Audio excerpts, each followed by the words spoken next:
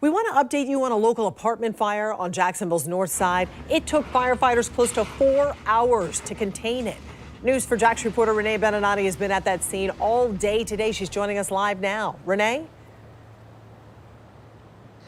Joy, tonight we tried to get a closer look at that building here at this apartment complex that got caught fire, but when we drove through, a JSO officer told us to leave the property. But when we did drive through, it was pitch black out there, so it appears that power has not been restored yet. Fire truck after fire truck leaving the Island Point apartment complex Wednesday night. Oh my gosh. For hours, close to 100 firefighters battled this blaze that engulfed one building. Tracy Southern lives here and says the parking lot started flooding during Hurricane Nicole. Around 10 in the morning, she says she started smelling smoke. And we're like, well, that's not good. So we looked outside in the box, the electric circuit box was smoking. So we're like, do we go outside and risk getting shocked, or do we stay here and risk getting caught on fire? Southern called 911 and shared these photos of firefighters inside her apartment. So they come in and they tore a hole in the flooring and in the wall.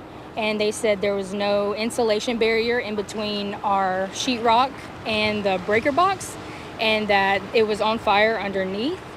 And if we would have called them any later, that whole wall would have probably caught on fire. Hours later, one of the other buildings went up in flames. JFRD confirmed that firefighters were called to the same complex earlier to work on electrical issues. Alexander Lukanov was one of many residents who left after the floodwaters receded. They had to wait hours before they could check on their homes. It's one of the closer buildings, so thankfully for me, I'm okay, but we're obviously worried about my housemates and whoever's in there. Some not as fortunate, but having the help of the American Red Cross. JFRD says that no one was hurt in the fire, from firefighters to residents. And let me tell you, it seems like that it's still somewhat of an active scene. Right before we came on air, a JFRD engine just made its way back into the complex. We are told that the state fire marshal will investigate this fire, which is standard protocol.